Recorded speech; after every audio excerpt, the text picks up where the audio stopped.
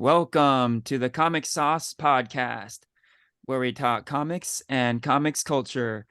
I am Henry Liu, and today I'm joined by Christian Diadamo. Christian, how are you doing?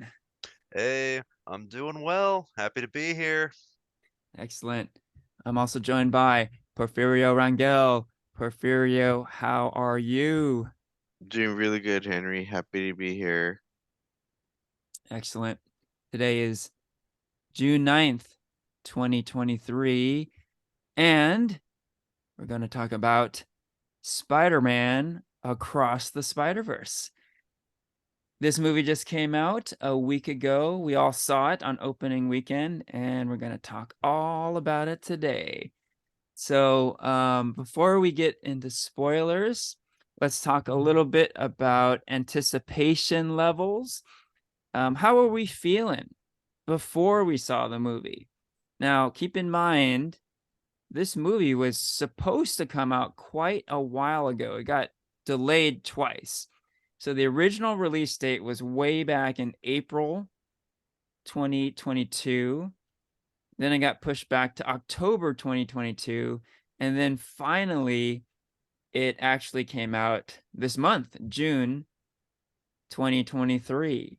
So after all that time between Spider-Verse movies, I mean, there were essentially 5 years between Into the Spider-Verse and Across the Spider-Verse.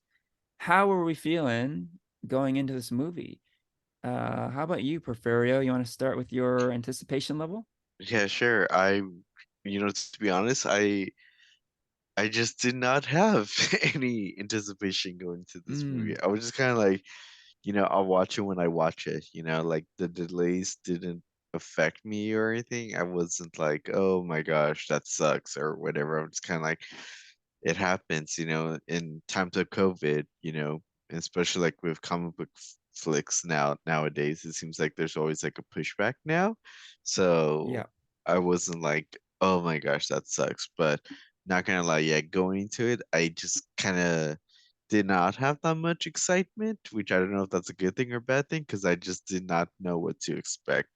And even when the trailer came out, and you see all these like Spider folks in the trailer, you see Spider-Man 2099, you see Spider-Woman, you see Spider-Gwen, and um a whole bunch of other like yeah Spider people, and it it was a cool trailer, but yeah, to be honest, I didn't know what to expect. It just seemed like Spider-Man 2099 was the bad guy in the sense, and was just kind of like Right. chasing Miles for some reason, like how Miles was to blame for, I guess I was thinking like to the events that happened in the first movie, Mm-hmm. and which was kind of disappointing because Spider-Man 29 was one of the Spider people I was looking forward to seeing. So to see him being portrayed as the bad guy, I was a little like, why? Yeah. But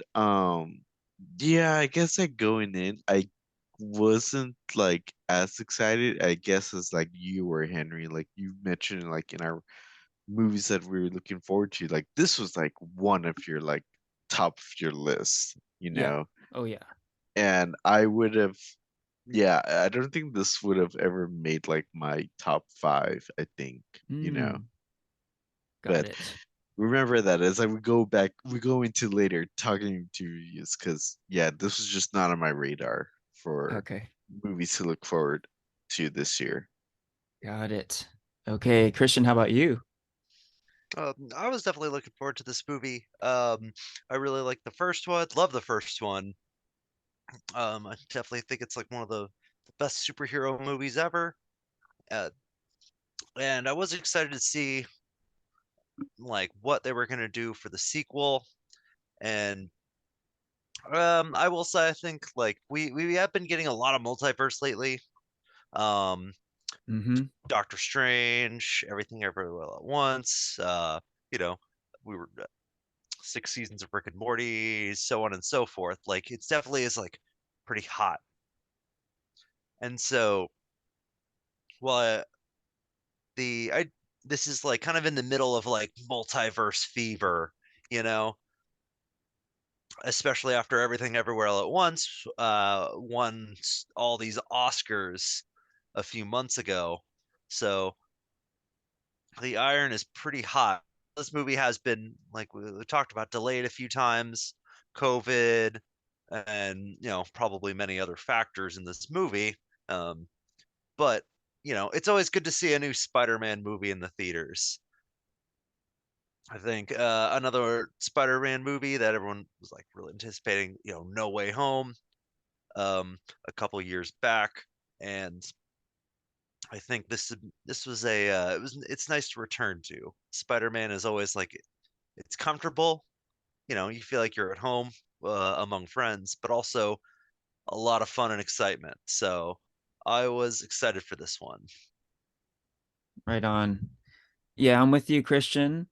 I too really love Into the Spider-Verse. I agree. It is one of the best superhero movies ever, period. No qualifiers, animated, live action, whatever. It's just one of the best ever, no Mhm. question. Um, and yeah, with the delays, like it never, my anticipation level never really wavered because I just could not wait to see what was next in this story, right? I just was craving it. So um yeah, I was trying to temper my expectations, and I would tell myself like, okay, Into the Spider-Verse is a pretty special movie, groundbreaking movie.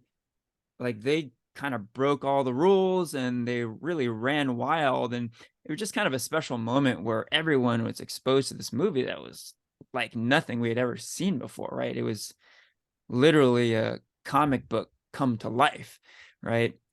So I knew that, that the freshness factor wouldn't be there probably, but I couldn't help but be really excited to see what's next for Miles and company here.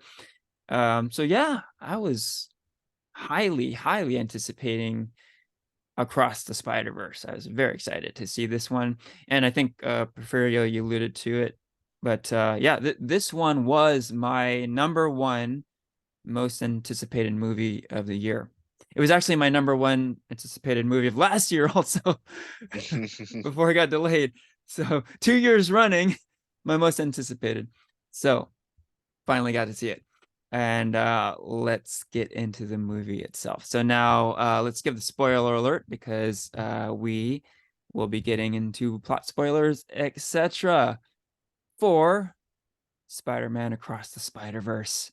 Okay, so finally we all got to see it. We saw it together on Friday night, and yeah, I think there's a lot to cover here. So we probably won't cover everything. We'll try to cover as much as we can. But this movie is just chock full of stuff, a lot of stuff, a lot of visuals, a lot of information, a lot of characters, just a lot of everything, a lot of universes. So yeah, there's just a lot coming at you. So let's try to uh, get through this here. All right, so the pros. What was good about this movie? Anything we want to call out right off the bat here? What did you like about Across the Spider-Verse? You want to start, Christian? Yeah. Um, so I'd say let's start with the animation. I think Yeah, good call. Mhm. the visuals, the Yeah. amazing visuals. I think this is honestly like the best animated movie I've seen, as of now, as of this point, up to this point. I've seen a lot of animation in my life, but I am, and I don't think anything really comes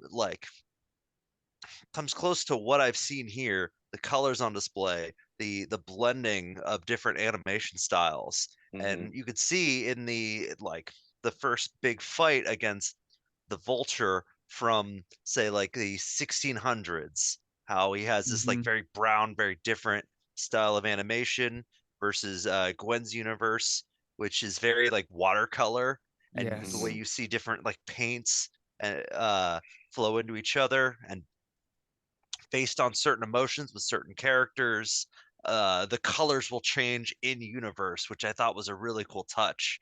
It gives the universe like a very specific feel, and so it makes for awesome set pieces. It makes each universe feel unique because, of course, you have your main kind of Miles universe from the first movie, um, where everything has that like comic book style with like, Yep. and you get to see that New York kind of feel to it. And then when they go to the like, I'm trying to remember, it's Mumbattan, I think is the Yeah, name of that's right. yeah,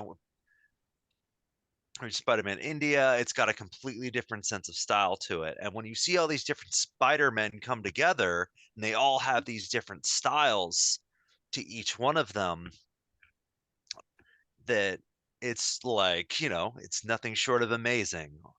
So Hmm. yeah, I loved the visuals. I think that Yeah. alone almost like sells the movie, but of course there's so much more. Yeah. Hmm. Good Yeah. call. Yeah, no, real quick. You took the words right out of my mouth, Christian, because I literally wrote visually amazing. So I'm right there with you. Go ahead, Porfirio. No, yeah, just piggyback off what Christian said. Like, I just agree. Like, that's the first thing that caught my eye was, yeah, the animations. Like, the first few scenes are like Gwen's universe, and like Christian said, it's like very like watercolor, and Yeah. then like a few like minutes later we go to like Miles' universe where it's like that like um pop up kind of like animation that we saw in the first um Spider-Verse movie. And so I just think that that's like it's very like homage, I feel like, to comic books, like every comic book you read, it just has its own style. And this is Hmm. just translated so well to like this like Spider-Verse animation project. Yeah. And like yeah, like Christian said, like when we went to like that um location where all the spider people were, there were just so many different animations from spider people from their own universe that just like blended so well. I can't imagine how long it took like animators to create this universe and this like specific scenes, because there's just so many types of animations being used. There's even live action, being used. Um and there's even like a scene where there's like a Lego Spider-Man, you know? Yeah. Yeah. And so yeah, like just props to the animators and all the visual artists who worked so like intelligently and smart in like blending all these effects together and the art. Yeah. I'm in agreement with you guys entirely here. I would add too that not only does each universe have its own visual style, but the music, is different in each universe too, right? So they really lean into each universe having its own personality, right? So, um, in Earth 1610, Miles's universe, we were in familiar territory, right? It's the same animation style as Into the Spider-Verse. It's very much a comic book, a classic superhero comic book feel, hip hop music. But then, yeah, Gwen's universe, Earth 65. It's a painted look, and it has a jazzy kind of musical score. And then, I mean, each universe has really its own personality, and that was really striking. So very, very cool. Very cool. What else? You know, um, I thought I might call out, you mentioned, Christian, the Mumbattan stuff, right? The India universe. This is maybe my favorite stuff in the whole movie. It is so alive, man. This universe it just pops off the screen, and there's probably the best action sequence happens here, where a team of spider people save a whole bunch of people, and it's so fun. You know, we got Miles, we got Spider Gwen, we got Spider Man India, and they're doing Spider Man shit. You know, they're saving people, and they're doing it with style. So uh man, I can't say enough. What did you guys think of this scene, of the Mumbattan scene? Yeah, it definitely like gives like a bit of that classic Spider-Man feel. Like you're saying, it's just spider people say, doing Spider-Man stuff, saving people. And Yeah. it's cool to see like this like kind of new team form. It's also where you see I think one of the standout characters of I think the movie Spider-Punk, Yes. Hmm. who is really cool and has his own like very cool, unique style to him. Where he just feels like that like 70s punk album cover, like the Sex Pistols, Mm-hmm. Mm-hmm. and Yeah. the way like I think he comes out on this Hobie comes out on the screen rocking, Miles is a little jealous of him, you know, Yeah. but like can't help but respect him because he's just so cool. Yeah.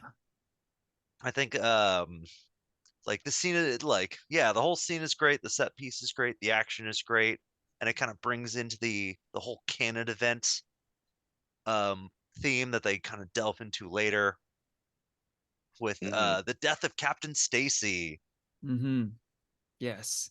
Yeah, which is it is a big moment for Spider-Man, even though it's I guess we do see it in Amazing Spider-Man 1. So we see it in the movie and it is referenced, but it's like, oh man, I haven't thought about Captain Stacy being like a big event, the death in like who knows how long. It's not really referenced, and it's not, I think it's not as iconic as, what happens with Gwen Stacy, later on. Mm-hmm. Yeah. Yeah. Hmm. One of the biggest moments in, all of comic books. Yeah. Yeah. Yeah. Yeah. It's interesting they refer to the death of the Spider-Verse captain. We shouldn't just say Captain Stacy, right? Because in this movie, it's the death of a significant Spider-Verse captain, right? Let's put it that way. Hmm. As a canon event, right? Hmm. Because, to us, it's somewhat significant, but I don't know if it's one of the key Spider-Man events of all time, death of Uncle Ben, or death of Gwen Stacy, etc., right? So yeah, but I mean, for the purposes of the plot of this movie, it made sense for them to do that, but it's debatable how significant that actual Yeah. happening is, right? So who uh knows? Maybe that's yeah, something they'll go into later. That it perhaps maybe is it a canon event? is We'll is it see. really important to the mythos? Yeah. But you do uh see like a big like hole open up, and they have to do like a damage controls thing, I guess. So was yeah. was that ever like fixed, that whole damage control thing? I don't know. I guess we'll Or see. Maybe or we'll is see that in the next st- movie. or is that still being handled? Because yeah, if I remember correctly, I don't remember, they were still like working on it. They're like, oh, let's hope this gets like fixed. Oh, what are you guys referring to? When in the um what's the Spider Verse in Mumbai? Oh, Yeah, Mumbattan.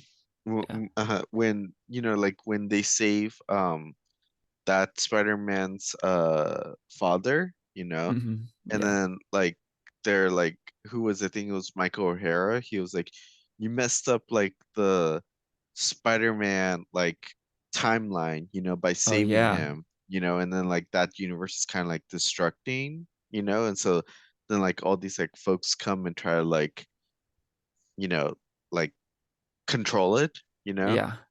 Mhm. Oh yeah, that was left open. As far as we Yeah. know, that universe is fucked, right? Okay. Or so Spider-Man 2099 would have us Believes. know, have us believe, right? Yeah. Yeah. According to Miles, you can fix stuff, right? Nothing Yeah. is like predetermined. So there's some differing philosophies going on in this movie, right? Hey, before we get off Spider-Punk though, I jotted this down as a big plus also. my vote for the coolest character in the entire movie is Spider-Punk. He is so freaking cool. The look of him and just his demeanor, his attitude. And you guys know how much I love Miles Morales, and he is so cool, but he gets outcooled by Spider-Punk. I think Spider-Punk is just awesome. He's a great addition to the movie. It was a surprise to me too that he's British, right? He has this really cool UK accent, and kind of lending toward what you're talking about, Christian, the whole Sex Pistols thing. Very, very cool. Okay. Hey, as long as we're talking about Miles Morales, I want to talk about Miles Morales. Big plus in this movie. Miles Morales is as likable as ever. You can't help but cheer for this guy, right? You did it in Into the Spider-Verse, and you do it again in this movie. I was just like, I want this guy to win. He's just that guy, right? So there is a key moment at the end of the movie, and this really stuck with me. And this kind of is what we were talking about with the differing philosophies. So essentially the main conflict of this movie is Spider-Man 2099's philosophy of the Spider-Verse versus Miles Morales's philosophy of the Spider-Verse, right? So Spider-Man 2099, aka Miguel O'Hara, he thinks that order must be kept in the Spider-Verse. These quote unquote canon events must be left as is. You cannot tamper with them. If you do, you will destroy that universe. It will not be the same. You will destroy the universe. And if you destroy enough of these universes, then the entire Spider-Verse will be destroyed. So he's super stressed out. He's like doing his best. He's assembling all these spider people to maintain order in the Spider-Verse, making sure Uncle Ben always dies, making sure Captain Stacy or whatever captain always dies. These canon events, he wants to make sure that they always happen, by any means necessary. Miles Morales, different opinion, right? He's like, he's the optimist. He can fix anything. Spider-Man can fix anything. Whatever he needs to do, give it the old try. He did it in Into the Spider-Verse. Everyone told him he couldn't do it. Even his mentor, Peter B. Parker, told him to sit it out at the end. What did he do? He practiced, showed up at the end, saved the day, right? So those are the two differing philosophies. So, and not only is Miguel O'Hara saying Miles Morales must be stopped, and we have to let these people die. You have to let your dad die, because a big plot point is Jefferson Davis, Miles's dad, is getting promoted to captain, and hence he becomes his universe's captain, who is doomed, right? So Miguel wants to let him die to maintain order in the Spider-Verse, and Miles is like, wait a minute, I can't let my dad die, right? So not only is Miguel O'Hara telling him, sit it out, gotta let him die, there's an entire Spider-Verse full of spider people telling him he can't do it. They're all trying to stop him, right? So the big huge key moment at the end of this movie is, again, spoiler alerts, warning. Miles is it's on this train going like way in the sky. It's this really wild scene, and there's just tons of spider people going after him, and Spidey 2099 telling him to stop. And then I took this quote down. Miles says, "Everyone keeps telling me how my story is supposed to go. Nah, I'm gonna do my own thing." And when he says that and he jumps off the train to go back to his own universe, I'm like, fuck yeah, that is quintessential Miles Morales. This is what this character is all about. It's what he's all about in the comics. It's what he's all about in these Spider-Verse movies. he is making his own decision. He is taking responsibility for his actions, and that is just so Miles Morales. I love it. And not only is he making his own decisions, it's part of who he is because of his family. Earlier in the movie, his mom was telling him this, right? There was going to be people who are telling you you don't belong here and you just got to do your own thing, and he does. And it's just a beautiful moment. I love it so much. And yeah, so for the whole movie I was like rooting for this guy more than ever, and then he has this incredible hero moment, and I just love it so much. So thoughts on Miles? What do you guys think? Yeah. I guess to add to your point, um, Miles like definitely has a nice big arc about acceptance. Like he wants to be accepted into the world of spider people.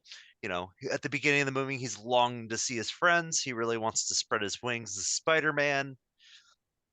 You know, go out into the world and be a part of the society. And when he kind of finds out more about it and joins it, he thinks it's like everything he's ever wanted. There's so many different people that are just like him. Whereas he, at the beginning of the movie, he was probably feeling kind of a little bit trapped and lonely. He gets just slightly exposed. You know, he really wants to go back and see Gwen, drawing pictures of her in his notebook. And so it essentially he gets everything he's ever wanted. But as you were talking about, Henry, it kind of comes into conflict with that like optimistic ideology. Like in a way, it's not who Spider-Man is. This world of spider people Mm-hmm. don't live up to the ideal of who Spider-Man is. Where because Miguel has to have his dad die is like the big plot point. His family has to be sacrificed because to Miguel, being Spider-Man is all about sacrifice and how you can't have your cake and eat it too. With great power comes great responsibility, and you have to accept the responsibility of these sacrifices. And Miles, as you were saying, is the ultimate optimist. He wants to go his own way. He wants to do his own thing, as you said, and so that puts him that really like puts him in conflict with the entire Spider Verse Yep. in such a great scene and a great chase sequence. Like once that kind of comes in, the movie just keeps ramping and ramping up until I guess we already gave the spoilers, so he goes back to visit his mom, and in a moment where he's truly strong, he's fully accepted himself, who he is, and finally accepted the power and the responsibility to tell his parents because he realizes they're like you mentioned, his mom, his dad, they're the ones who made him strong. They're the ones who kind of gave him the optimistic outlook. So yeah, Miles had a really great arc in this. Miles was pretty great. This was Definitely. his movie where he really shined. He stepped out Yeah. of Peter Parker's kind of shadow. Yeah. All Yeah, right. yeah, I Go ahead, agree. Porfirio. Yeah.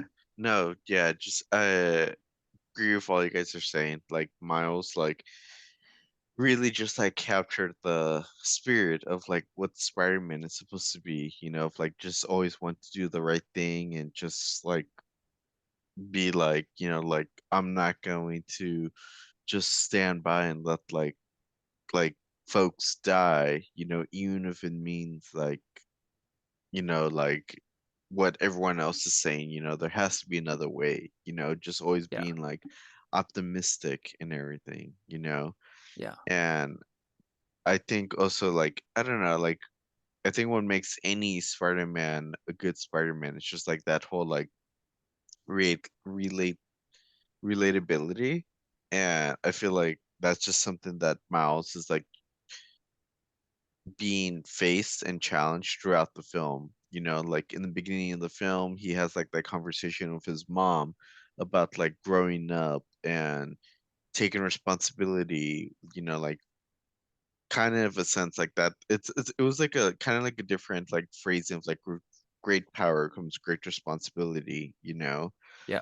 And then that's shown again later on when like Miles is, you know, going against like what all these spider folks are telling him to do, you know. And even at the end, Miles is just listening to his own inner self and just wants to, you know, save his dad, but also just kind of prove Miguel wrong that like folks don't need to die for like this predestined plan to just unfold, you know? Yeah. Yeah. Yeah, we've been talking about it, but it's a very Spider-Man moment, right? Not necessarily just Miles, right? It's just a Spider-Man thing to do. That idea that there's always a way. You know, you can always save that loved one. You can make it happen somehow, right? So, very cool. Okay, we can certainly continue talking about stuff we enjoyed, but maybe we can start shifting the conversation a bit, maybe getting into some of the cons of the movie. Anything you didn't like so much about the movie? Anything we want to call out here? Okay, like I wouldn't say that was a bad thing for me, but I think one thing I want to call out that I guess like a lot of folks on social media were saying was that it was hard to hear the audio within the film. Mm, I've Like heard that that was, too. yeah, like I've Hmm. heard a lot of folks saying that on social media, and I will admit the beginning did kind of like the music did kind of distract me from dialogue, but I wouldn't say it was like a major issue. I feel like the music and the dialogue complemented one another. I think like you had alluded to this earlier, Henry, how the music just kind of set the mood and energy for whatever universe they were in, but it didn't distract me from what they were saying and Yeah, stuff. yeah. Um, but that's just my take. I don't know what do you guys think? Well, first off, I think I came across what you're referring to, where there were actual audio problems with the movie Mhm. that Sony actually had to fix. I don't think we experienced any of that, fortunately. Okay. But I've heard that there were actually like some audio problems at the beginning of the movie. So there's that. But what we were alluding to earlier, I think, was just the fact that this movie throws so much at you Yeah. visually, sonically, and just like plot and characters, and just there's so much, right? That yeah, it's hard to catch everything. And um in a way, it's almost like a movie that you need subtitles for and a pause button because it's so hard to miss. It's so easy to miss stuff, right? It is. I feel like you need to watch this movie like at least like 2 or 3 times, you Hmm. know? Yeah. And even then that might not be enough because there's just so much going on. Yeah. So I think I have a bit of a problem with that because, you know, in our day and age where, everyone is on streaming and everyone has like a nice TV and whatnot, um, we've gotten used to that pause button or the subtitles or whatever. But I feel like you shouldn't need these things to enjoy a movie. And when you're throwing that many Easter eggs at you, you're not going to be able to catch them all. Um, I understand, we're living in a day and age where we just physically can't catch every Easter egg thrown at us, but I think this one maybe went a little overboard with all this stuff. So yeah, there's that. How about you, Christian? Did you feel any like information overload with this? Hmm. Like, yeah, I could definitely see that during, I think during that like Spider-Man Citadel scene where you see all the Mm-hmm. spider people, or when he's being chased. Yeah. And I think like it's like we read Spider-Man, we all love Spider-Man, like, and are familiar with all the characters. And so there is a bit of a World's Waldo going on where you want to just sit and pick out your favorite Spider people, or like, okay, do I know that one, that one, Mhm. that one? Oh, there's that one. Uh, and so like, but they'll only be on there for like, less than a second. Yeah. And I think we looked this up before. There's 280 different Spider people in this movie. Yeah. 95 of them have speaking lines That's or a insane. speaking line. That's Yeah. like that's like less than half. Yeah, Yeah. like there's And so that's many. still a lot, 95, it's just Mhm. crazy. Yeah. So there's a lot. It's a lot to take in. Not to mention, like, some little villain cameos, other little Hmm. Spider-Man, Yeah. little moments here and there that Yeah. where you want to be like, that thing. Yeah. Yeah. And yeah, like towards the chase, there is a bit of that where you kind of just want to like, okay, can I watch that again? Yeah. Uh-huh. Yeah. Yeah. But guess that means you just got to get another ticket and go see it again. Yeah. That's Yeah. how Watch they it in get slow you. motion. Right. When it comes out. Uh-huh. Yes. Okay. So, go ahead, Porfirio. I wanted to call it a plot hole that I didn't think of until Mm. you kind of called out the scene earlier, Henry. Okay. So, the whole philosophy that Miguel has, is that like someone close to you, has to die to complete like this like Spider-Man, mythos, Mm-hmm.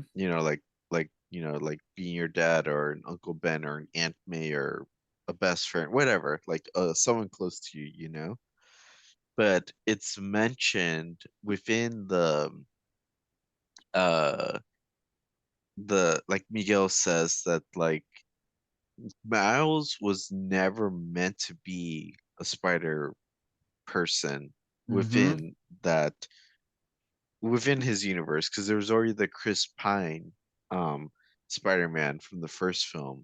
It was an Right. accident. Right. But he's saying like Miguel is saying that Miles' dad is going to be promoted to captain, so he has to die. Yeah. And now that I think back, I'm like, but why does he have to die if he never was meant to be Spider-Man in the first place? Mm-hmm. Mm-hmm. I honestly did not catch that Yeah. Yeah. Yeah. Yeah. we were talking about this earlier, like, like 20 minutes ago. Yeah. Well, now you're thinking like Miles Morales. You're like, it doesn't have to be like that. We like create our own destiny. We make our own choices, right? Just because you think certain way, it doesn't have to be like that, right? So like, I guess Miguel O'Hara's thinking is that, okay, Miles Morales should not have become his universe's Spider-Man. He did, and it was this anomaly. But I think he's thinking, regardless of that, Jefferson Davis becoming this police captain needs to happen, and he needs to die, regardless of who Spider-Man is um, Mm, in that universe, right? Because, mhm, um, for example, Captain Stacy dies in the Andrew Garfield Spider-Man universe. He's not related to Peter Parker, right? Um, but according to Miguel O'Hara, he must die because it's part of the Spider-Man mythos. So, look, there's a lot of different ways to look at it. And I think the more we talk about this, it makes sense for Miles to think the way he thinks, right? Because there's a lot of holes in these in Spider-Man 2099's theory, right? Like, okay, I'm this anomaly, so I'm just crashing the party. What I do shouldn't really matter, right? So I'm gonna do my thing, right? So I think he has. It makes sense for him to think that way. Miles is like, it just fits the character, like to think that way. Like, oh, I'm an anomaly, so I'm just doing my thing. whatever, you guys do your thing, I'm gonna do my thing, right? It also makes me wonder, like Miguel O'Hara only comes in like past the halfway mark of the movie, like or around the halfway mark. So there's still a lot we don't know about him.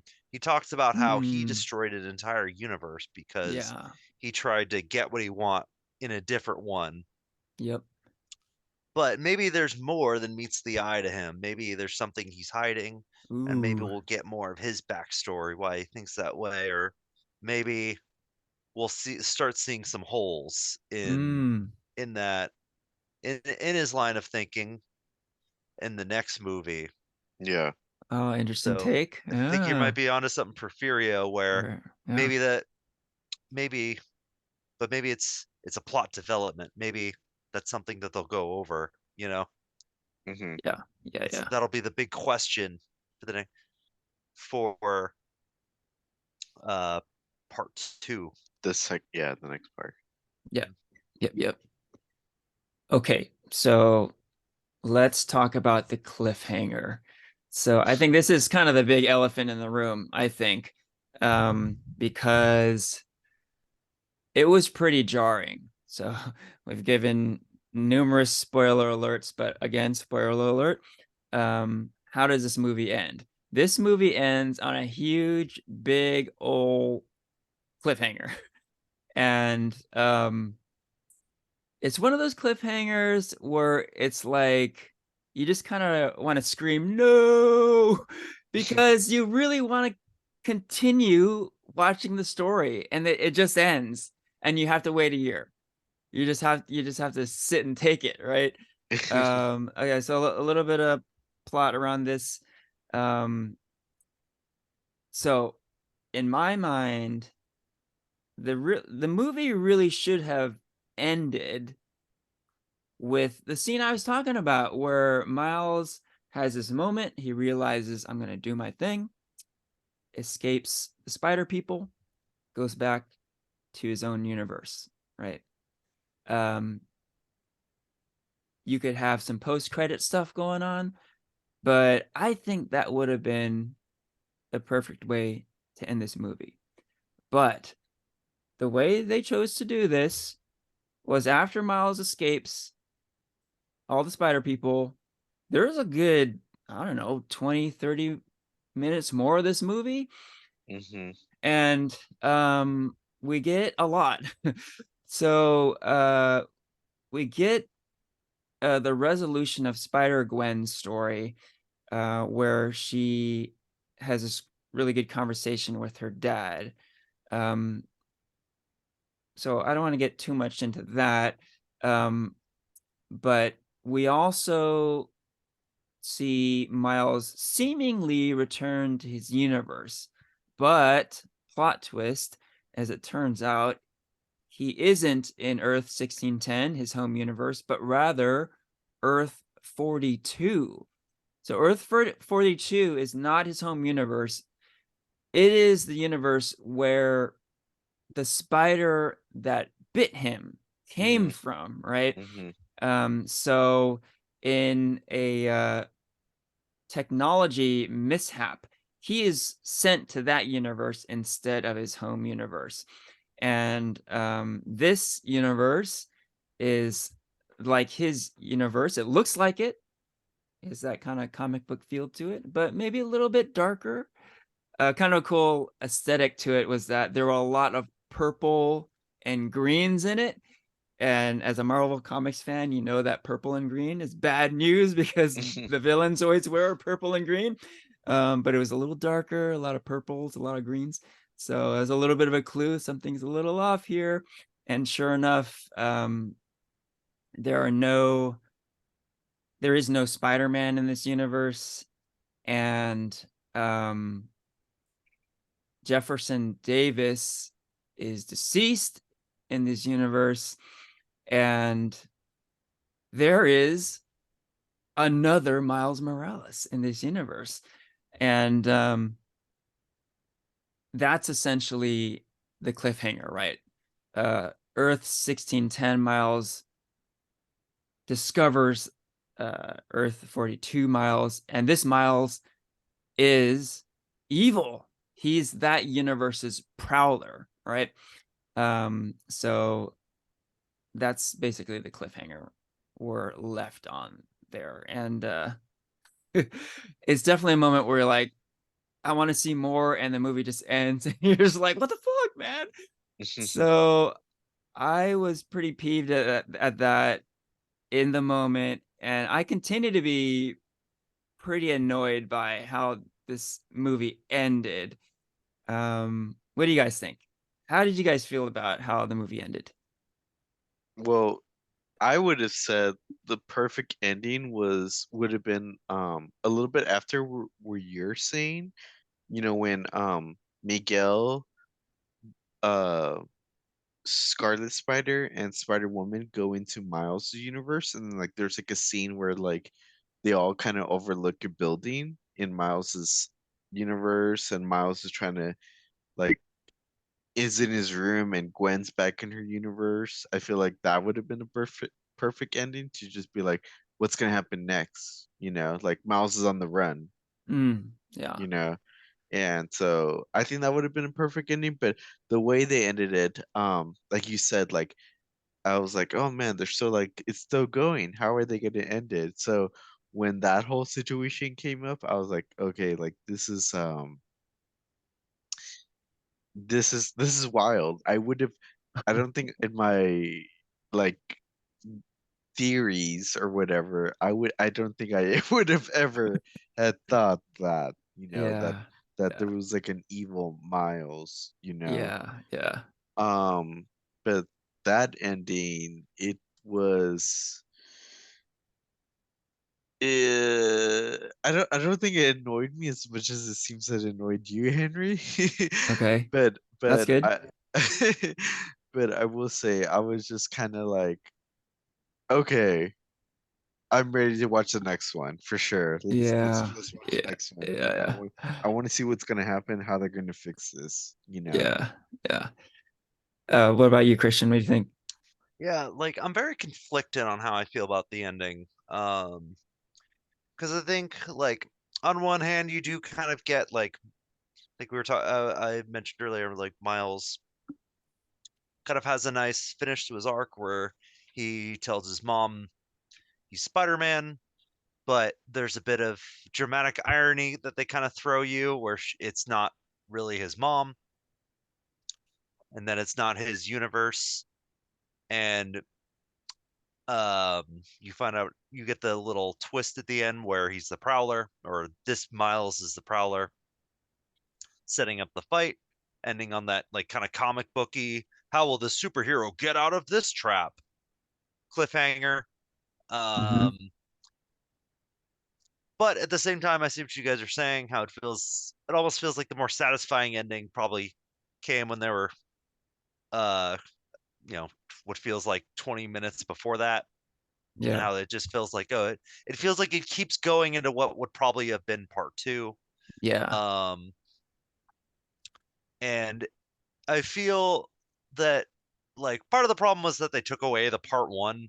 They probably should have kept part one in the title, because I know it Yeah. seemed like Yeah. I read online that a lot of people were confused that may have didn't catch it initially. Like we Yeah. all saw that it said part one and we kind of remember that, Yeah. but they got rid of it, and if and I think a lot of general audiences weren't expecting that, and so I think they felt like they were burned a bit by it. Hmm. And this movie really does feel like a part one of a movie. It doesn't feel Yeah. Yeah. like, say, Avengers Infinity War or like Mhm. The Empire Strikes Back, that ends on a bit of a cliffhanger, but still feels like a complete movie. Yes. Mm. Good There's call. like a central question that Infinity War answers. Will Thanos get the Infinity Stones and do the snap? Right. And it answers that question, and the bit, and then of course leaves it, well, the Avengers lost pretty bad. How are they going to rectify, Yeah. Thanos doing this? Yeah. But it does Yeah. leave you in a, but it kind of does, there's kind of a clean break between Infinity War and Endgame. Yeah. Like there's Yeah. a clean break between Empire Strikes Back and Return of the Jedi. Yeah. Yep. Whereas Yeah. this is very much, it feels like you watched 2 acts of a movie and you're like, you didn't get your third act yet, you know? Yeah. Yeah. I think one issue I do have the movie, probably a little more in the ending. I think the beginning's a little too slow. They really take the time building the pieces. There's a Mhm. lot of time spent in Miles' universe with his family, and they really want to like have that family drama. And I Mm. think, you know, I when we would probably see the second movie, this big third act that's coming, a lot of that'll probably flow a lot better. Like I imagine this movie flows really, really well if you see them both back to back together as like a double feature. But as it stands, you know, it doesn't really feel like we saw the full movie. And so that's always why it's like, you feel a little burned because of how much of a cliffhanger this is. Also because the Mhm. movie's just so good, you just really want to see what's next, Yeah. Yeah. you know? Hmm. So that's the conflict. It does, you Yeah. do see a bit of a resolution. Of course, for Gwen, I don't think I'd cut Gwen's resolution with her dad, where Peter, or not Peter, Miles's resolution with his mom and the twist there, you know, maybe that could be the third or the second movie, part two, of Across the Spider-Verse. But at the same time, they do show that he was going to Universe 42 when when they were showing him like about to transfer universes. There's a little, it's quick. I missed it, but Mm. people online caught it, and that's where I saw Mhm. that they showed that. I kind of do remember seeing that. And so and I'm wondering if they wanted to keep that twist in the movie because they knew if they didn't, like if they cut it off there, that people would kind of guess it and it wouldn't be a big twist. Like people would probably know in the interim, they'd see it again. Hey, wait a minute. He's not going back to his correct universe. Yeah. I wonder if the audiences would pick it up. But who knows? Maybe that in another universe, maybe that is a better idea. Yeah. That audiences would keep talking about this movie because that they would pick up the hints in this movie. So that's a question. I mean, of course, that's another universe right there because that's not the movie we saw. Yeah. So, like I Yeah. said, I'm very conflicted how I feel about that ending, the way it just cuts like Yeah. that. Yeah. Yeah. Yeah. Definitely good takes, Christian. Just furthering on that a bit.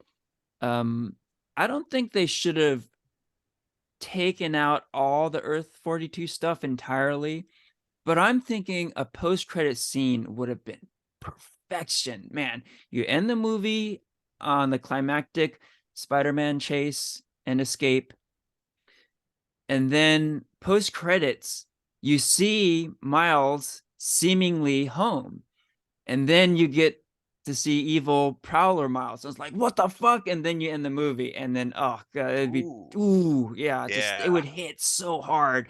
And yes, you would be craving more, and you're like, I gotta see that, but it wouldn't leave you with this cheated feeling of like I didn't see a complete story. So I really like what you're talking about with Infinity War and Empire Strikes Back because I think those two movies are great to compare it with, right? Um, Original Star Wars trilogy,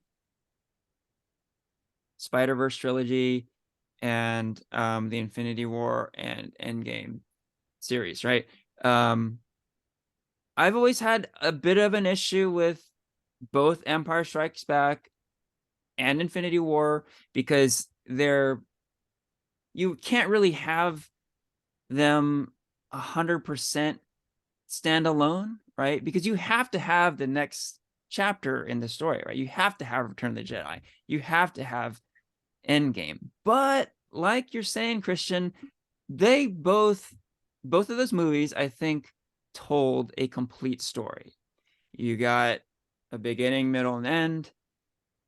Like if you're watching Infinity War, you're thinking this is the Avengers story, but it's actually the Thanos story, right? So if you think of Thanos as the main character, it definitely is a complete movie, right? He gathers the stones, he snaps, he defeats the Avengers, right? Done. End of movie. And maybe you don't even need Endgame, right? If you're a Thanos fan, that's it. That's the end of the story. Um, but yeah, okay, so there's a bit of like incompleteness there. you need that next chapter. But like I said, I do feel like a full story was told. Here, I feel like you're not getting it. The whole naming, Across the Spider-Verse Part 1, that was the original name of this movie. They decided to scrap the one. It's funny, I have some Across the Spider-Verse merch. I have a Miles Morales figure. And at the top, it says Across the Spider-Verse Part 1. It's the old branding. They released the merch before they changed the title of the movie. When they changed the title of the movie, I was pretty excited because I'm like, good, because that tells me this must be a standalone movie. And then part 3 is its own movie also, right? But you know what? They cheated us. It should be called part 1 because it just does not work as a standalone movie. It needs a part 2, right? And it really feels that way at the end. You feel like you're left with just half of the story.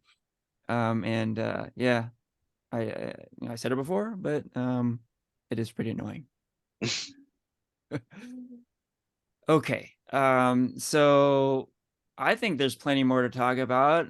We can just kind of freeform it at this point. Doesn't have to be good, doesn't have to be bad. Any just random thoughts about Across the Spider-Verse?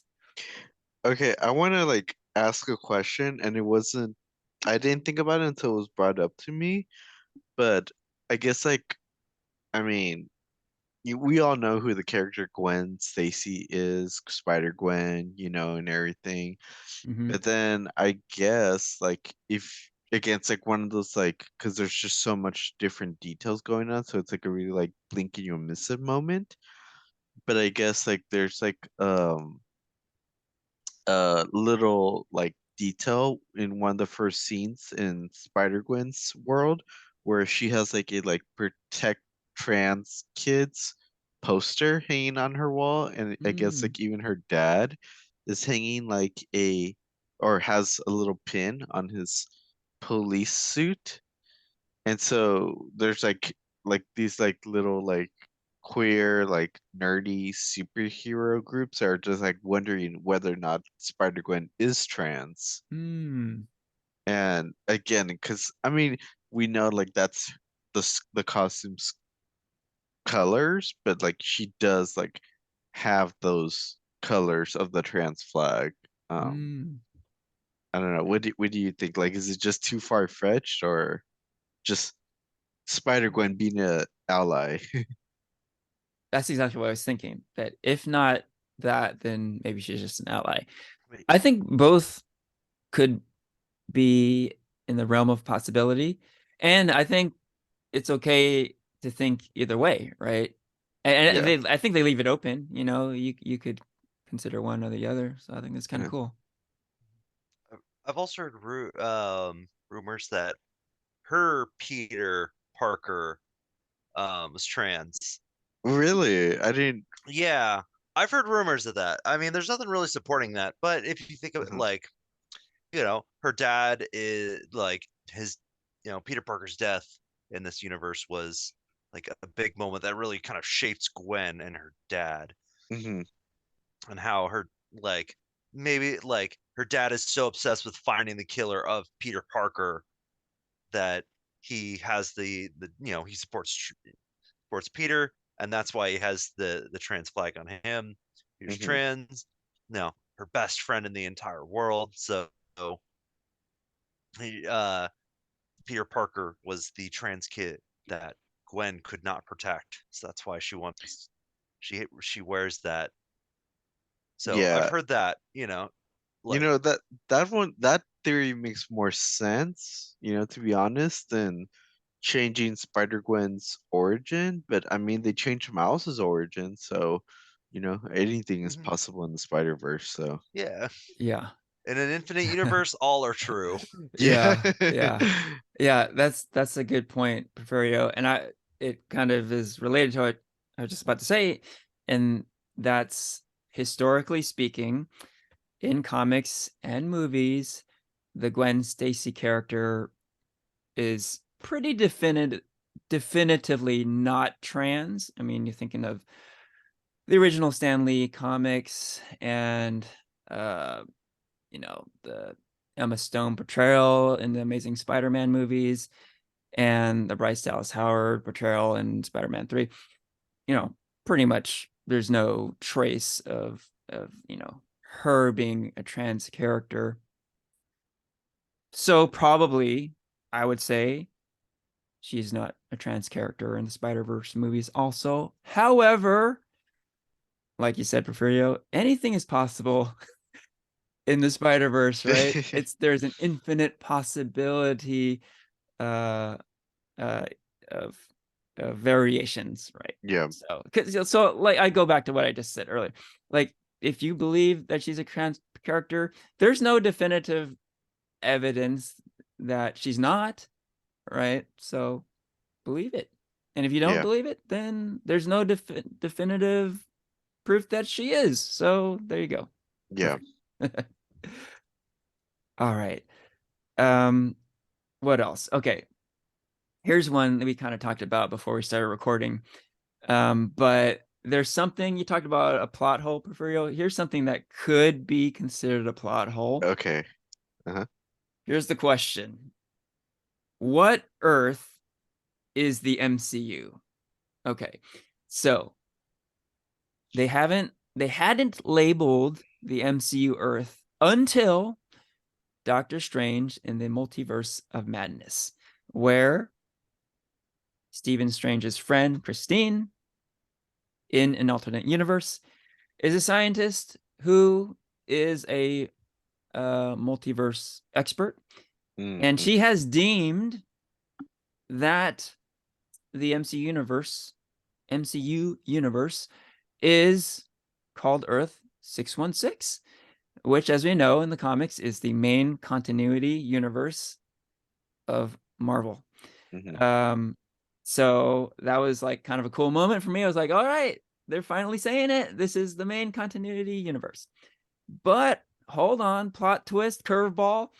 In this movie, Across the Spider-Verse, Miguel O'Hara makes reference to Doctor Strange, the Benedict Cumberbatch Doctor Strange, and the Tom Holland Spider-Man from No Way Home, and refers to their universe as, I wrote it down here, 199999.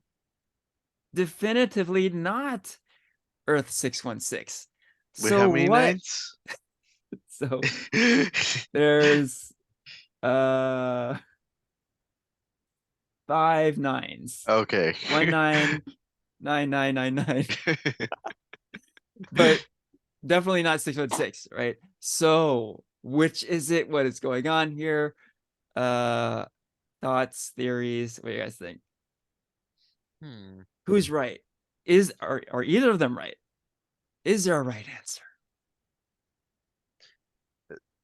It's hard to say. I guess like if there's an infinite universe, infinite amount of universes, it's almost like this like Citadel Spider-Man or on a much higher level of traversing the multiverse compared to like the Illuminati in Doctor Strange Multiverse of Madness. So like I'm wondering if Miguel just has a much greater universe knowledge of the universe that they're like, oh well, there's these numbers, this is the ones we discovered, versus 616 is a much smaller number, so maybe Christine only has knowledge, only has knowledges of say like maybe 1,000 at one given time, and that's how they numbered them.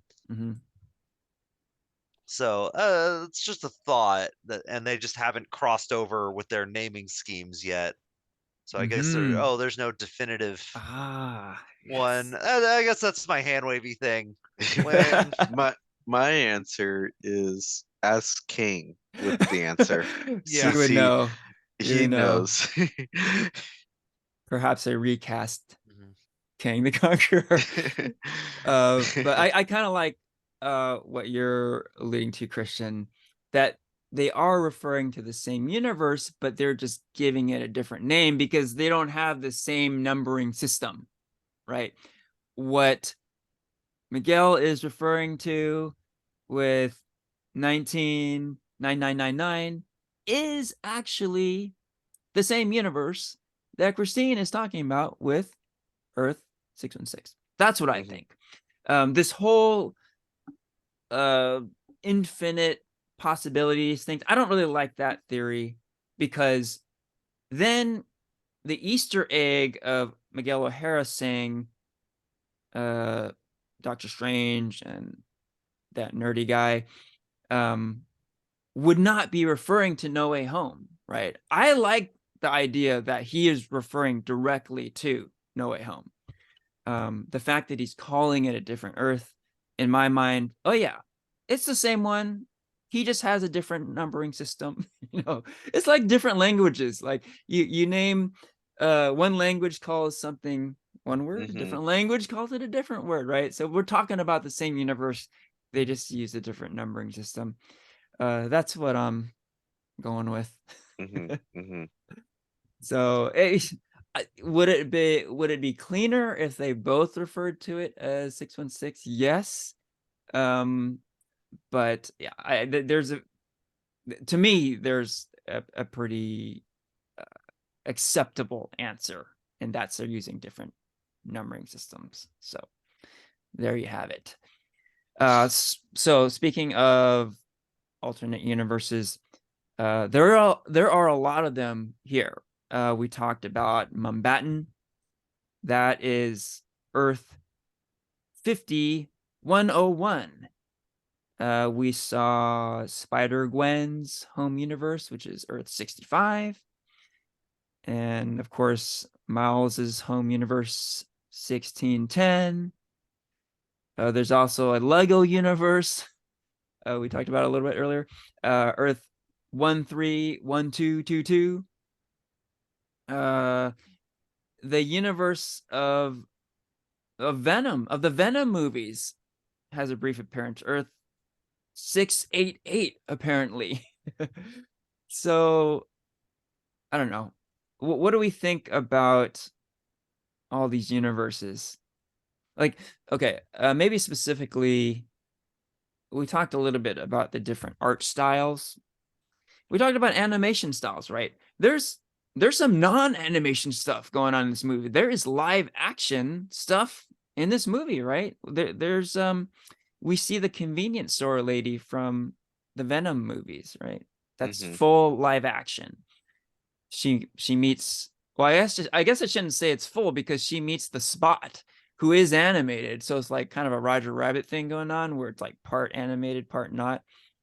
How do we feel about like all the universes in this movie? The movie is called Across the Spider-Verse, so it's to be expected we would see multiple universes. But how do we feel about all this stuff? It was, I mean, I thought it was fun, like like within the past 2 years, we've seen like films where we go like across different multiverses. We saw um the Multiverse of Madness, Doctor Strange, where there's like that scene where Doctor Strange and America go through like universes in like under a minute.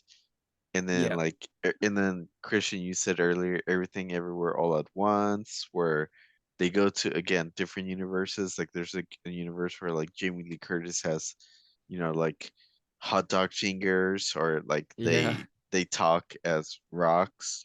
So yeah, I think it's always pretty fun and creative when going to like these different kinds of universes, because you don't know what to expect. yeah. Definitely, Mhm. definitely.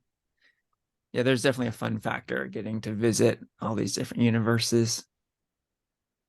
I think one little live action bit that had the crowd cheering was seeing Donald Glover as the Prowler.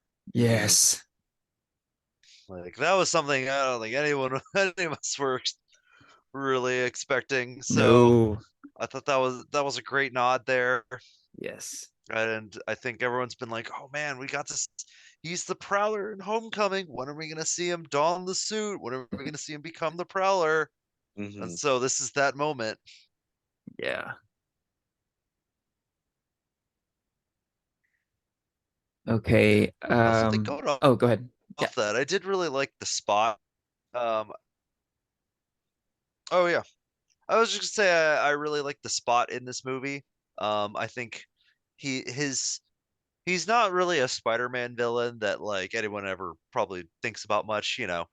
For such a big budget movie, you'd expect like a big heavy hitter villain. Like the first one had like Doctor Octopus and the Green Goblin in it. Where like Hmm. this really just has the I guess you have Miguel O'Hara as your secondary villain, Hmm.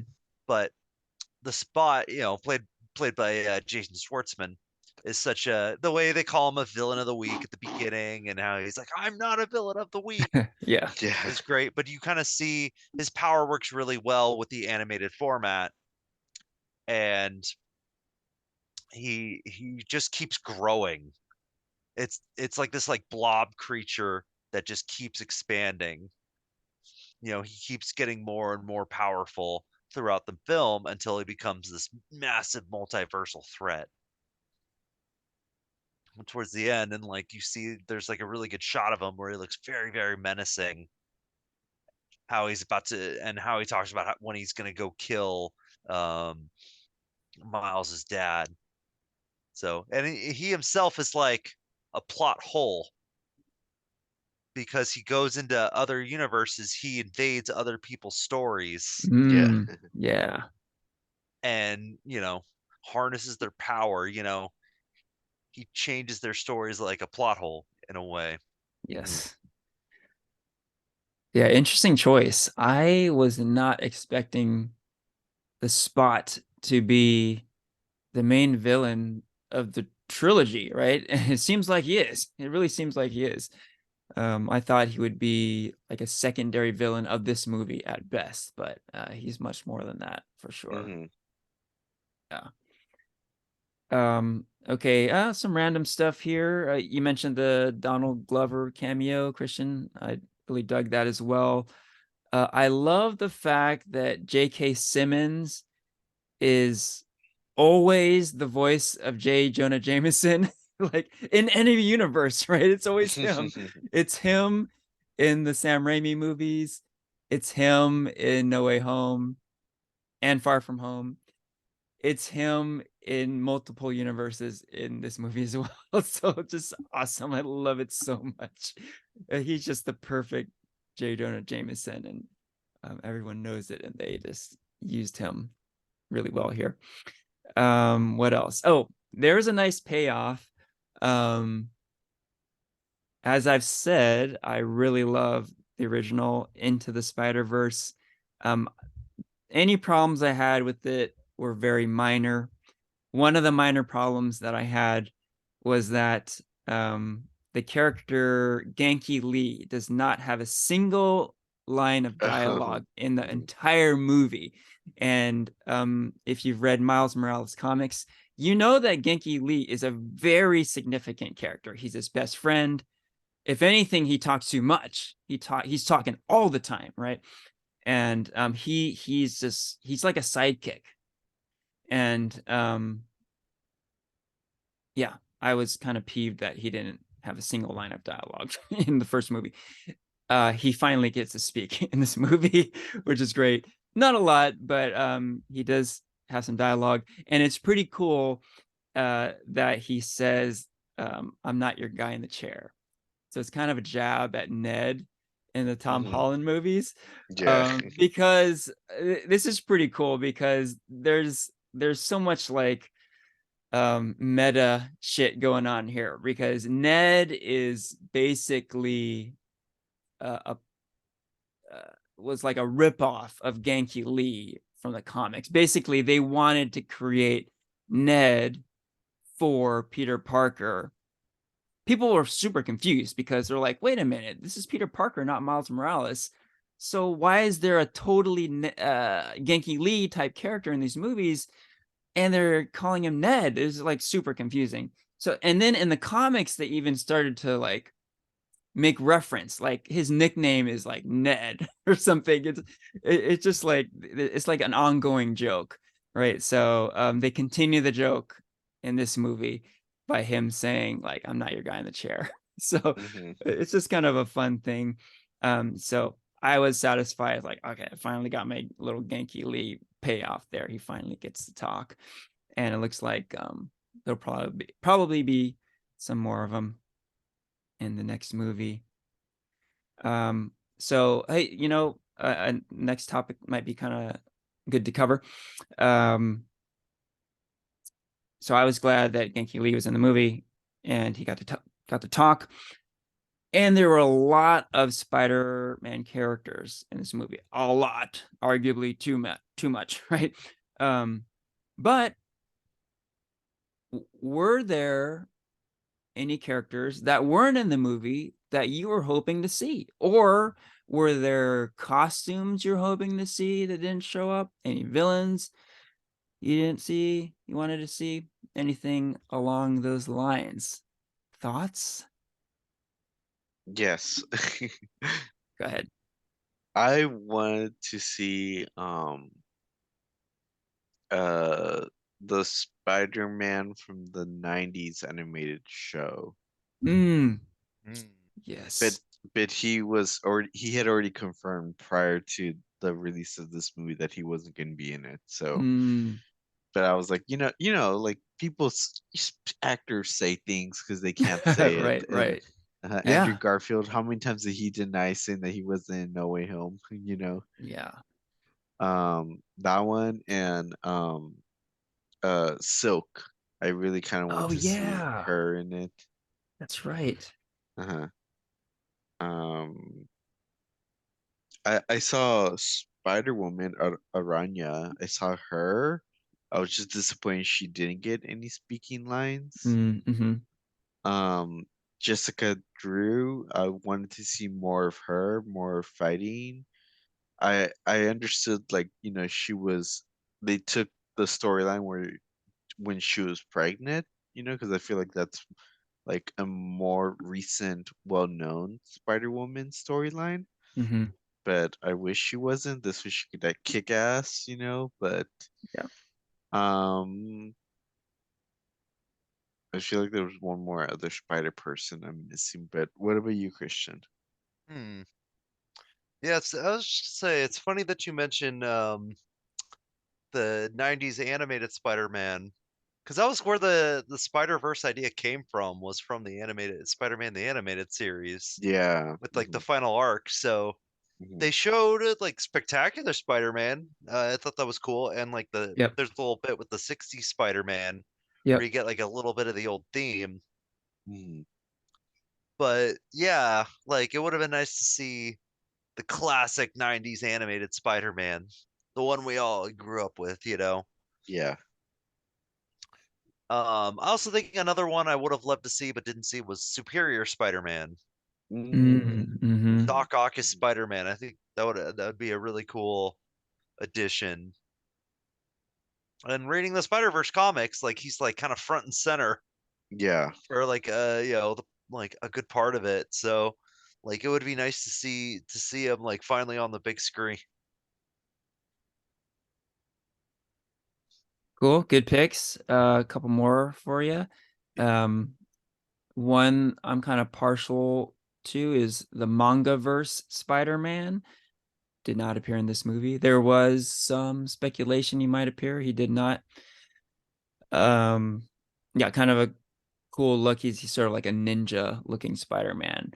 Um, and there's one I was really surprised not to see, and that's the Japanese Spider-Man, Supaidaman. Um, I thought he was all but confirmed for this movie, but he's not in it, at least not in any significant way. Maybe he's in the background or something, but I didn't see him at all. So that was very surprising and yeah, a little disappointing.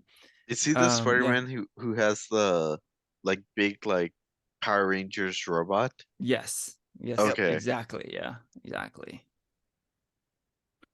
Um, and another slight disappointment.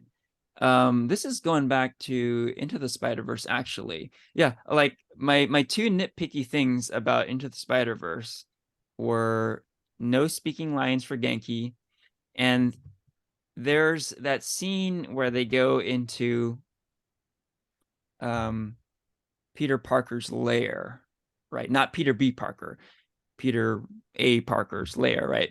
And he's got all these vehicles and spider suits, right? It's almost like a hall of armor, right? Kind of thing. And I was like, where's the black suit, right? The symbiote Spider-Man suit. That was like a glaring omission, I think, because that's one of my favorites of all time. And I'm not the only one. That suit is very beloved, you know. Um, so I thought, hey, they gotta include it in the sequel, right? Still haven't seen it. So what the heck? I mean, I gotta think it's too associated to Venom now, and that's why they haven't done it. But dude, bring on the symbiote suit, man. I want to see it. Yeah, I mean, yeah, that's the only thing I would say, Henry. I think that suit is just way too associated with Venom Yeah. that I don't think we would see that in the Spider-Verse films. Yeah, just I mean, in a movie where we see 280 spider people, like, just Yeah, give me a not the shot most of that iconic suit. alternate. It really is. It really is beloved. Like I don't know if you remember Porfirio when we went to the Spider-Man museum exhibit in San Hmm. Diego. There was like a section about the black suit and some of the mythology behind it and how much it's just like a fan favorite. Yeah. That was cool to see because I'm like, yeah, I'm not the only one. People love it. So maybe they're saving it, like the Secret Wars kind of thing. We'll see. But I was like, dude, where's the black suit? Anyhow, other random thoughts. Speaking of J. Jonah Jameson, we were talking a little earlier before we started recording about um stuff that I caught on second viewing. I have seen this movie twice. Um, it was hard even a second time to like catch stuff because there's just so much coming at you. Um, but an interesting little Easter egg I noticed at the end of the movie on Earth 42, J. Jonah Jameson is doing a news report, and you hear him make reference to the Sinister Six. So I don't think the words Sinister Six have ever come up in a theatrical Spider-Man movie until now. So that was kind of exciting to hear. And it made me think, oh shit, in a world where there is no Spider-Man, the Sinister Six exists. Man, this Earth is fucked, man. So that just came to mind. But anyhow, pretty cool to hear that, especially coming out of the mouth of none other than J. Jonah Jameson. All right. Any other random thoughts for Cross the Spider-Verse before we get into our ratings? I read that there was like let's see if you guys know what I'm talking about. But there's like a Morbius Easter egg. Really? I definitely Do- didn't catch that. It's when, cause you know how like I guess like uh Spider-Man 2099 has like those like claws, whatever. Yeah. I think like Miles makes a remark saying like, "Oh, are you like a vampire like Oh yeah. Spider-Man?" Like Mm-hmm. that, like who would like that's a movie to watch. I paid good money to watch that. And so I was reading, I think somewhere that like I think the producers added that to kind of like throw shade for when they made like when Sony made like the Morbius movie that like that was basically like a box office bomb. Mm-hmm. That would be fun, especially because that movie came out like what last year. So And you think like, oh, we gotta add a jab in at this. We gotta take the piss out of Morbius a little more.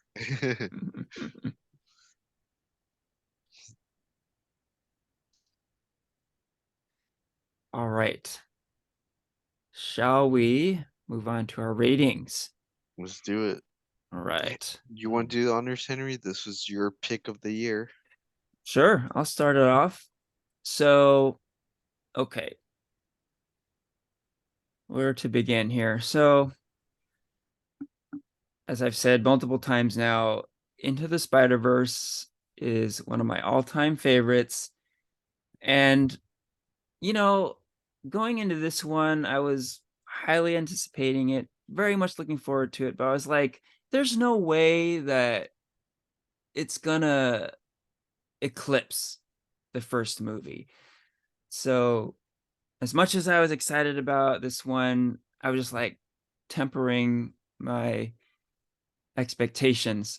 And you know, as I was watching it, I was like, this is kind of following the playbook that I was kind of expecting, that it was a really enjoyable movie and brought on some new stuff that we didn't see in Into the Spider-Verse. But ultimately just wasn't quite the same, wasn't as fresh a feeling, right? So I was feeling like, you know, for the majority of the movie, like it's like it's a worthy successor, but it's just not, it's not the same. So whereas like I would do like a 5 out of 5 for Into the Spider-Verse, this was very much feeling like a 4 out of 5. Really cool shit. Like we've talked about a lot of things we enjoyed about this flick, and it has a lot going for it, you know. Like I keep thinking about what Miles says, you know, to Miguel O'Hara at the top of that train, and just I'm like, fuck yeah, they nailed the Miles Morales character there. A lot of great moments. Spider Punk is awesome. A lot of cool shit. So I was feeling pretty good until we got hit with that cliffhanger. And man, that threw me for a loop. And I've already gotten into it, but I'm still kind of processing it. I'm like, dude, this is not a complete movie. So, okay. I want to talk a little bit about how a lot of people consume movies and TV these days. And that's through streaming services, right? We're watching the majority of TV and movies through Netflix and Max and Disney Plus and what have you, right? On TV. And we're so used to doing the things we talked about earlier. We can press the pause button. We can hit the subtitles if we need to, right? And it's just a different experience than going to a movie theater. And oftentimes with streaming services, you can binge stuff, right?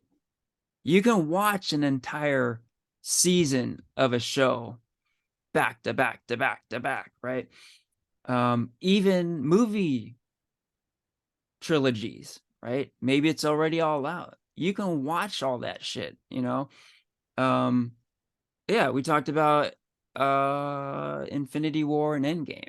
You don't have to wait a year to watch Endgame right now. You can watch Infinity War, boom, right into Endgame, right? So that's cool. You can do that at home. But when you're in a movie theater, you can't do that, right? So you can't skip to the next movie. So it made this cliffhanger that much more frustrating. Like I wanted to grab the remote control and go continue watching, right? I couldn't do it. And it was just it was painful. So it was painful in the moment, but then I just, I kind of regrouped and thought about it, and it's like, okay, maybe I'm just overreacting here. I just want to watch that movie so bad, that part 3 so bad. But then now I'm like, no, no, no, no, it's justified because I don't like the idea of this movie not being a standalone movie. But it bothers me that you can't watch this standalone. I think it should be uh, a standalone movie. It has a theatrical release. We're not watching a TV series. We're not watching something made for streaming. This was made for the theaters, right? So it shouldn't be like that. It should be standalone.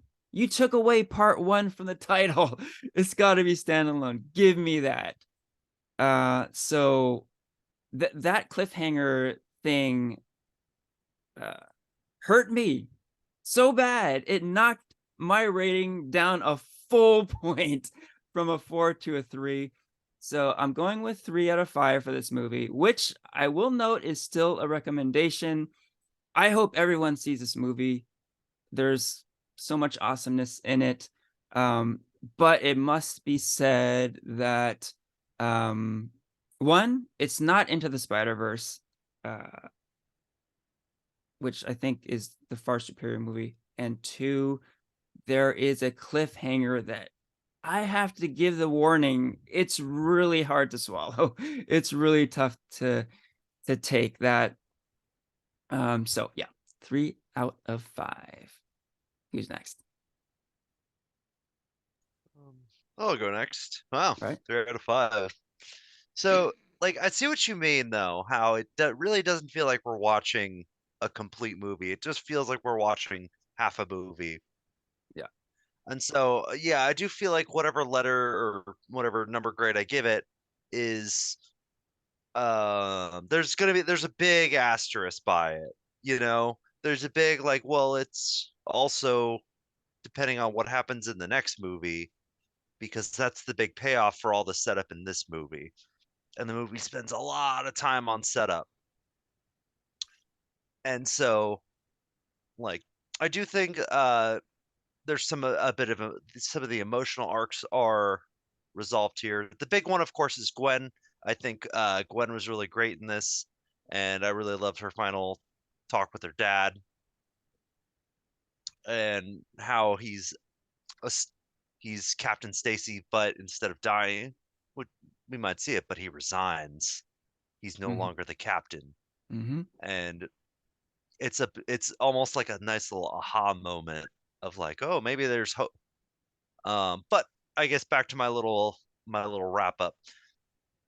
I think that I do want to really give it a 5. I think that I like the first movie better. I think just as its own complete package as a movie, the first one just it's paced so well, everything flows perfectly, and there's a lot of great. It's groundbreaking in so many ways. Like the first one as its own piece of media is fantastic. Whereas this one really needs that other one to really shine, I think.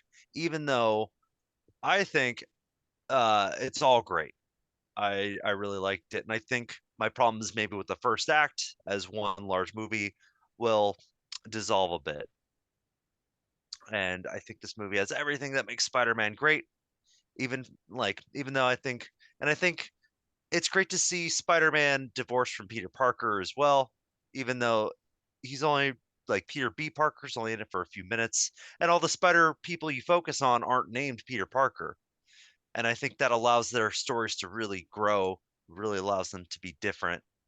But you also get to see the ways that they kind of fit into this Peter Parker canon eh, um, with certain life events. I think it plays with the multiverse idea very, very well. And so I really want to give it the 5 out of 5. I think the first one's a 5 out of 5.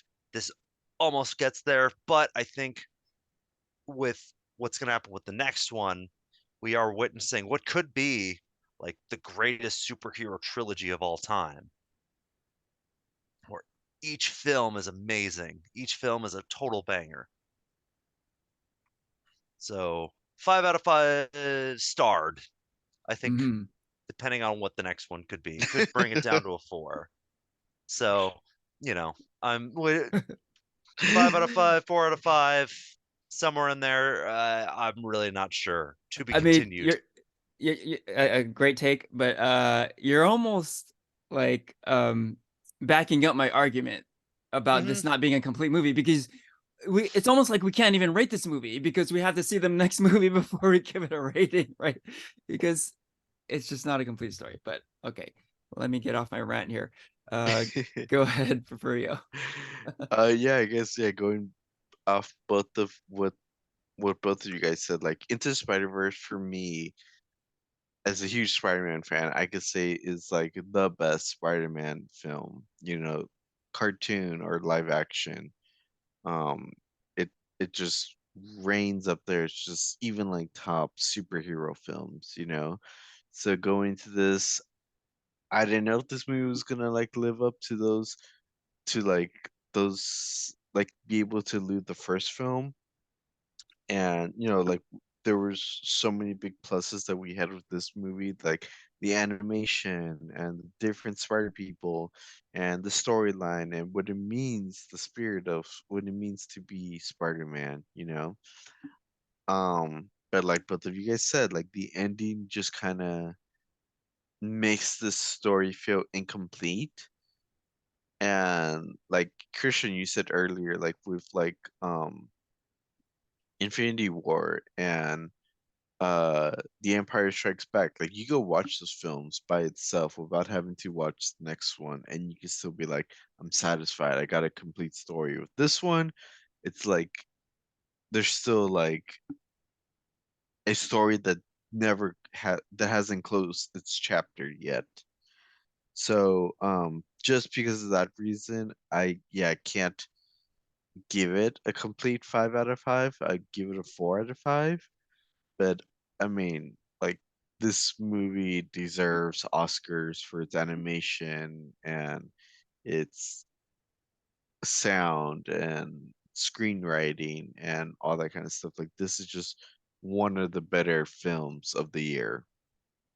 But unfortunately, just that small ending that it just makes it an incomplete storyline. You cannot watch this by itself. You would have to watch the next one with it. So that's why it marks it also down a point with me. Right on. There you have it. Recommendations across the board, though certainly some caveats in there. Okay, so as we've been doing, I'm going to give a comics recommendation. So I was thinking a little bit about how maybe I'm overreacting about this whole cliffhanger thing. I mean, I'm still processing it. But I was just thinking that cliffhangers are a big part of comic books, right? Comic books have cliffhangers like crazy, right? So maybe the Spider-Verse trilogy is just kind of going along with that, going along with what comic books do. And speaking of comic books, I do have a Spider-Man related recommendation, and that is Spider-Men. So Spider-Man of 2012. This is the first series. There have actually been 2 Spider-Man series. The second one's pretty good, but I think the first one is really the one to check out. Came out in 2012. 5-issue series. Brian Michael Bendis is the writer, and Sarah Pacelli is the artist. And yes, they are the creators of Miles Morales. So, great creative team here. And this is a series where Miles Morales first meets Peter Parker. In fact, this is the first time Earth 616 crossed over with 1610. This is the first time it happened in comics. Like I know issue 1, there's some collectability with Spider-Man issue 1 because yeah, it's the first time Miles meets Peter, but a little bonus thing is yeah, that the first universe crossover too. So there's definitely a few notable things going on here. But yeah, it's a really cool series. And I would say too that the movie we've been talking about a lot on this episode, Into the Spider-Verse, was definitely influenced by this series. When Miles first meets Peter in this series, there's definitely shades of that in Into the Spider-Verse, where Miles meets both Peter Parkers in that movie. Yeah. So high recommendation for Spider-Man. Go check it out. I know Porfirio, you just picked this one up, so enjoy when you get around to reading it. And with that, we can wrap up the episode. This is farewell from Henry, Christian, and Porfirio.